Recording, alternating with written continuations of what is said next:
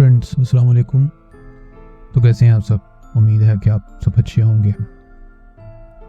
दोस्तों, आज की कहानी हमारे साथ शेयर की है अमित ने जोधपुर से। कहानी जंगल के बारे में है। दोस्तों, जंगल लफ्ज़ सुनते ही हमारे जहन में तरह तरह के पौधे, पेड़ और खूबसूरत जानवर जहन में आ जाते हैं। लेकिन क्या कभी आपने ऐसे जंगल के रास्ते के बारे में सुना है जहाँ रात में पिशाच, भूत, प्रेत इंसानों की शक्ल में घूमते हैं? जी हाँ दोस्तों, आज की कहानी राजू की है और उसके साथ जो जंगल में घटा उसको सुन के आपके भी रोंगटे खड़े हो जाएंगे। दिसंबर का महीना था। आसमान में काले बादल छाए हुए थे। हल्की फुल्की रिमझिम बरसात हो रही थी, मगर हवाओं का जोर बहुत तेज था। मालूम होता था कि कुछ देर बाद ये ठंडी हवा का जोर तूफान का रूप ले लेगा। एक सुनसान रास्ते पर एक कार तेज रफ्तार से दौड़ी चली जा रही थी।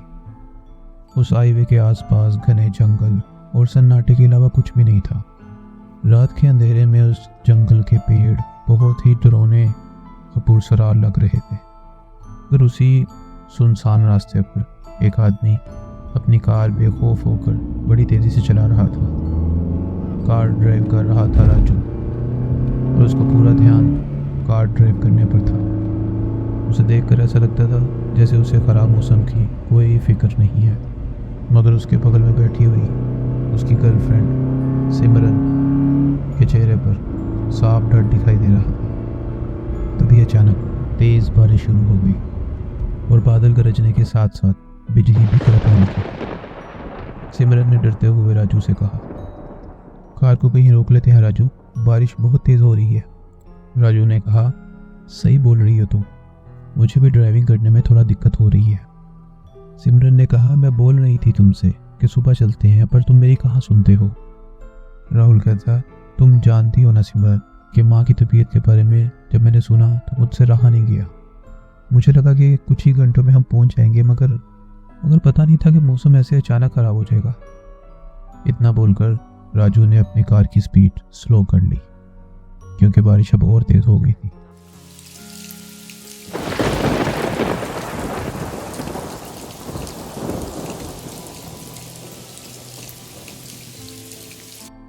राजू अपनी नजरें इधर उधर दौड़ाने लगा ताकि कार को कुछ देर यहाँ रोककर बारिश के रुकने का इंतजार किया जाए। रात काफी हो चुकी थी। राजू अपनी नजरें इधर उधर दौड़ा ही रहा था कि तभी अचानक उसकी नज़र ठीक सामने पेड़ के पास खड़े हुए कुछ लोगों पर पड़ी। उसने देखा कि एक बूढ़ा आदमी एक पेड़ के नीचे डरा हुआ और सहमा सा खड़ा हुआ था। राजू की कार की हेडलाइट की रोशनी उस बूढ़े पर पड़ने से वो बूढ़ा आदमी हसरत से इस कार की तरफ देखने लगा। उसके बगल में एक बूढ़ी औरत और एक जवान लड़की भी खड़ी थी। इतनी रात को इस बेअबान जंगल में उस बूढ़े की फैमिली को देखकर राजू हैरत में पड़ गया था।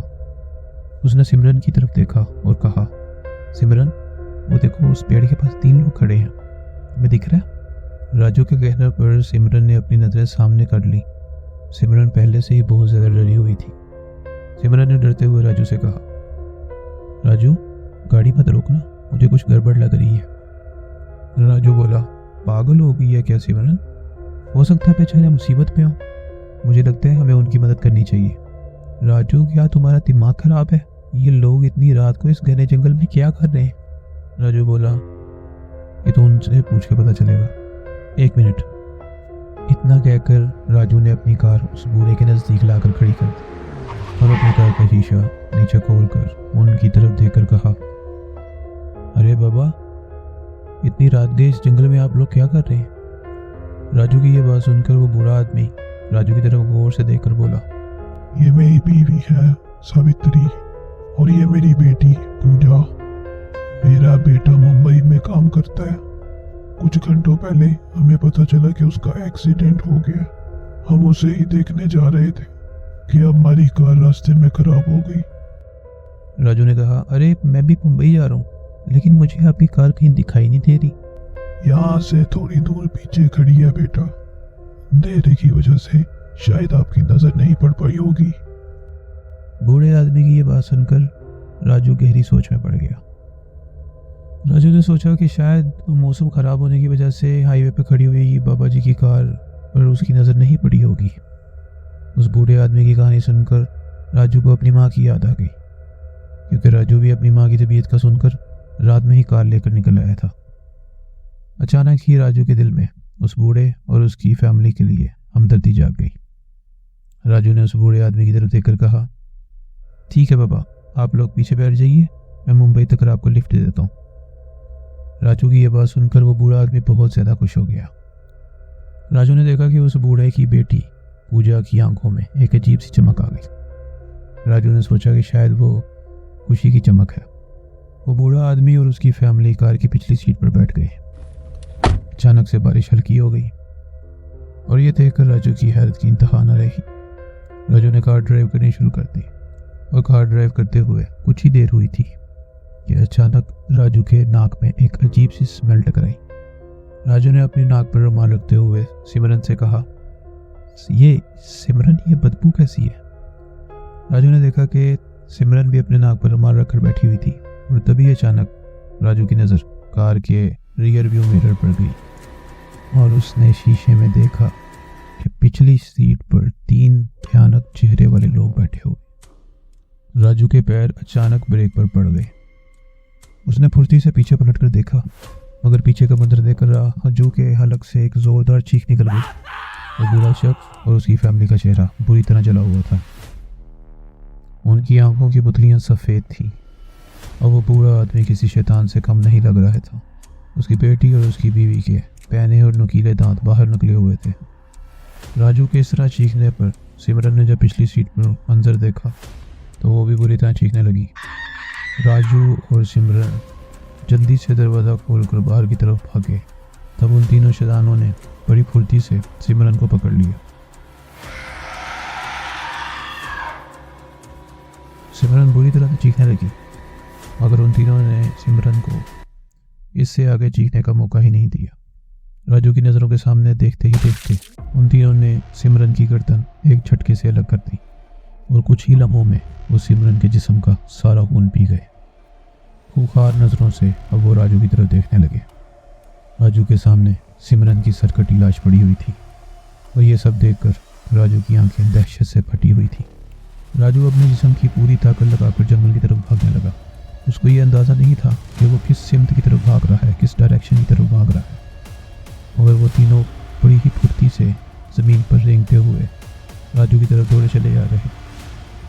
राजू के करीब आने ही वाले थे कि अचानक से राजू का जिस्म किसी चीज़ से टकराया और वो ज़मीन पर गिर गया। राजू हाँफता हुआ जल्दी से उठकर बैठ गया। उसने देखा कि उसके सामने एक बूढ़ा आदमी खड़ा हुआ था। उस बूढ़े आदमी के हाथ में एक लॉकेट था, जिसको देखकर वो तीनों शैतान बहुत ही फुर्ती से पीछे की तरफ हट गए। उस बूढ़े आदमी ने राजू से चीखते हुए कहा, कुछ ही देर में सुबह होने वाली है बाबू, घबराओ मत, मेरे होते हुए आपको ये तीनों शैतान कुछ भी नहीं कर सकते। राजू दहशत और खौफ की वजह से बेहोश होकर ज़मीन पर गिर पड़ा। सुबह उसकी आंख खुली तो वो जल्दी से उठकर बैठ गया। उसने देखा कि वही बूढ़ा और गांव के लोग उसे घेरे हुए बैठे थे। राजू ने रोते हुए सारा वाक़या उन गांव वालों को बताया और बताया कि कैसे बड़ी बेरहमी से उसकी गर्लफ्रेंड को उन तीनों ने मार डाला। उस बूढ़े आदमी ने राजू की तरफ देखकर कहा, कुछ सालों पहले वो तीनों लोग एक कार एक्सीडेंट में मर गए थे साहब, और उस वाक़ये के बाद वही तीनों शैतानी रूह बनकर आज भी खौफनाक घने जंगल से गुजरते राहगीरों को लिफ्ट मांगने के बहाने रोककर उनको अपना शिकार बनाकर उनका खून पीकर अपनी प्यास बुझाते हैं, और बाद में उन राहगीरों की कटी पटी हुई लाशें मिलती हैं। इसलिए रात के समय आसपास के लोग इस जंगल से नहीं गुजरते साहब।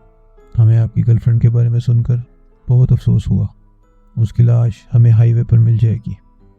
इस हादसे को 10 साल से भी ज़्यादा गुजर चुके हैं, मगर राजू इस खौफनाक हादसे को याद करके आज भी कांप उठता है।